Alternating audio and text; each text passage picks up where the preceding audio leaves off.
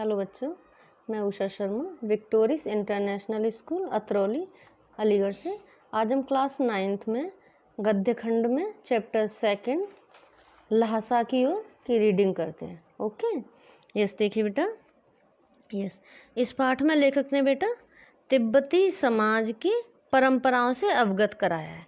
Yes देखिए, chapter है लहासा की ओर।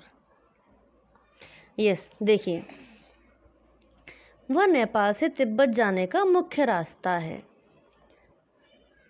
फरी कलिंपोड का रास्ता जब नहीं खुला था तो नेपाल ही नहीं हिंदुस्तान की चीज़ें इसी रास्ते तिब्बत जाया करती थी। यह व्यापारिक ही नहीं सैनिक रास्ता भी था, यानी सेनाएं भी यहीं से आती जाती थी। इसीलिए जगह जगह फौजी चौकियां और किले बने हुए हैं जिनमें कभी चीनी पलटन रहा करती थी। आजकल बहुत से फौजी मकान गिर चुके हैं। दुर्ग यानी किले के किसी भाग में जहाँ किसानों ने अपना बसेरा बना लिया है यानी रहने लगे हैं, वहाँ घर कुछ आबाद दिखाई देते हैं। ऐसा ही परित्यक्त एक चीनी किला था। हम वहाँ चाय पीने के लिए ठहरे, यानी लेखक और उसके मित्र।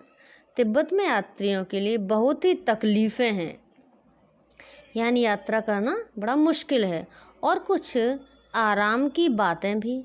वहाँ जाति पाति छुआछूत का सवाल ही नहीं, यानी ऊंच नीच का भेदभाव नहीं है, और न औरतें पर्दा ही करती। बहुत निम्न श्रेणी के भिखमंगों को लोग चोरी के डर से घर के भीतर नहीं आने देते, नहीं तो आप बिल्कुल घर के भीतर चले जा सकते हैं।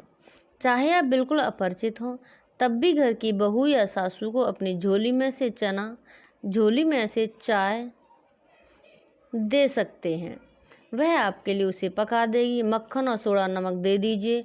वह चाय चौड़ी में कूटकर उसे दूध वाली चाय के रंग की बना के मिट्टी के टोंटीदार बर्तन में रख के आपको दे देगी।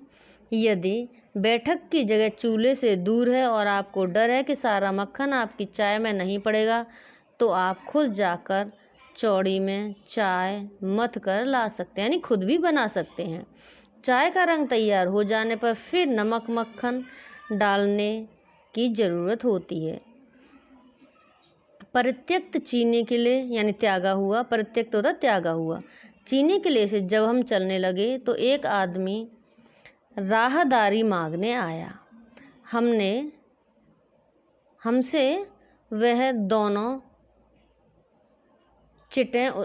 उसे दोनों चिट दे दी। शायद उसी दिन हम थोड़ला से के पहले के आखिरी गांव में पहुंच गए थे। यहाँ भी सुमिति के जान पहचान के आदमी थे और भिखमंगे रहते भी ठहरने के लिए अच्छी जगह मिली। हमने कौन सा वेश धारण कर रखा था? भिखमंगे का। फिर भी रुकने के लिए हमें अच्छी जगह मिल गई। 5 साल बाद हम इसी रास्ते लौटे थे और भिखमंगे नहीं, एक भद्र यात्री के वेश में घोड़ों पर सवार होकर आए थे, किंतु उस वक्त किसी ने हमें रहने के लिए जगह नहीं दी। जब भिखारियों के वेश में आए तो रहने को अच्छी जगह मिली, और जब ठाठवाड़ से आए तो रहने को उचित स्थान नहीं मिला, और हम गांव के एक सबसे गरीब झोंपड़े में ठहरे थे। बहुत कुछ लोगों की उस वक्त की मनोवृत्ति पर निर्भर है। खासकर शाम के वक्त छड़ पीकर बहुत कम होश हवास को दुरुस्त रखते हैं, यानी नशे में होकर भी होश हवास खो देते हैं। अब हमें सबसे निकट डांडा थोड़ला पार करना था। यस, डांडे तिब्बत में सबसे खतरे की जगह है, यानी खतरनाक स्थान है।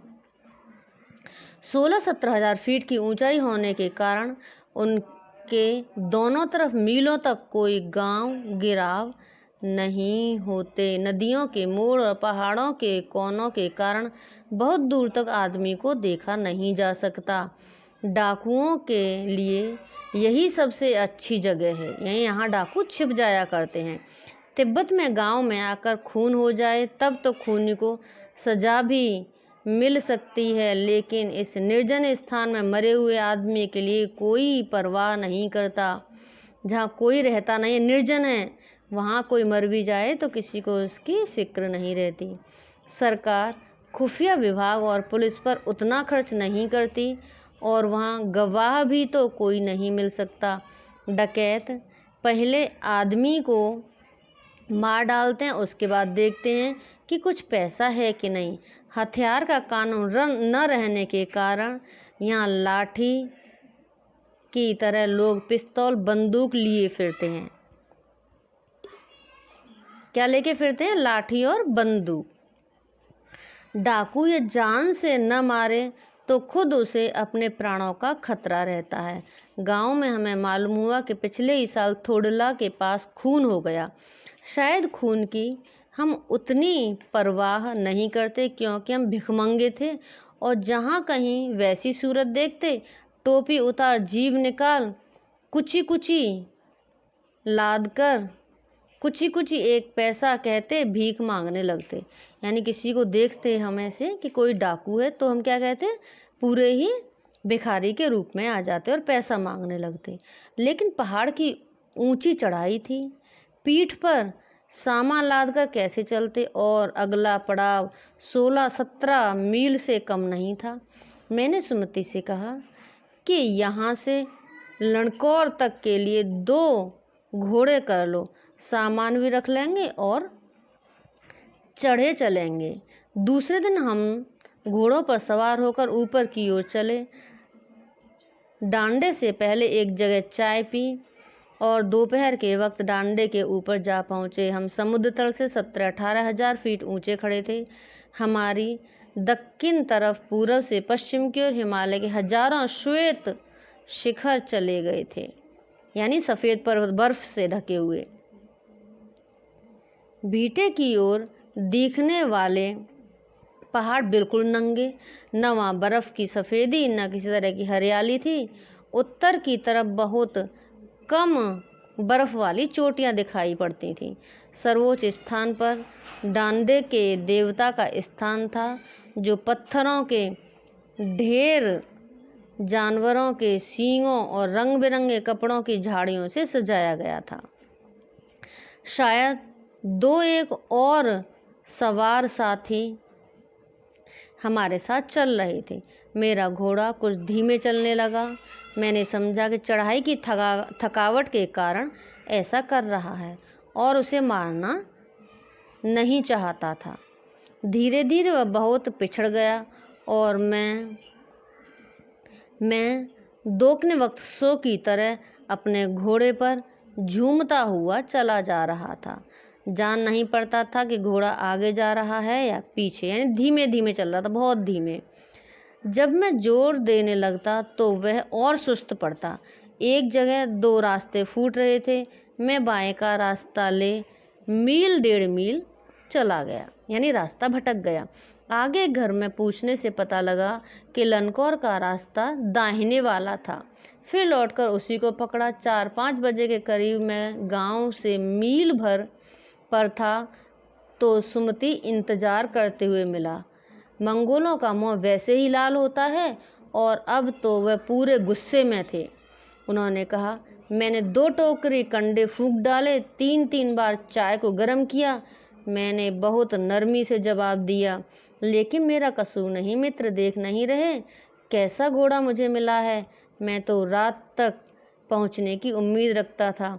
खैर, सुमति को जितनी गुस्सा जल्दी आता था उतना ही जल्दी वह ठंडा भी हो जाता था।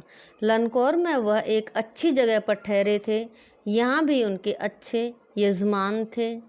पहले चाय सत्तू खाया, रात को गर्मा गर्म थुक्का पिया। ओके, अब हम तिडरी के विशाल मैदान में थे, जो पहाड़ों से घिरा टापू सा मालूम होता था, जिससे दूर वह छोटी सी पहाड़ी मैदान के भीतर दिखाई पड़ी। उसी पहाड़ का नाम है तिडरी समाधि गिरी। गिरी होता है पर्वत।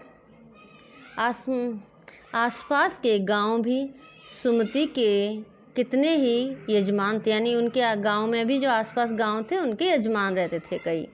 कपड़े की पतली पतली चिरी बत्तियों के गंडे खत्म नहीं हो सकते थे, क्योंकि बोधगया से लाए कपड़े से ख़त्म हो जाने पर किसी कपड़े से बोधगया का गंडा बना लेते थे।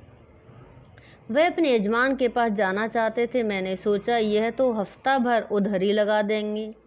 मैंने उनसे कहा कि जिस गांव में ठहरना हो उसमें भले ही गंडे बांट दो, मगर यस आगे देखिए बेटा, यस लेकिन अब 10-11 बजे ही तेज धूप में चलना पड़ रहा था।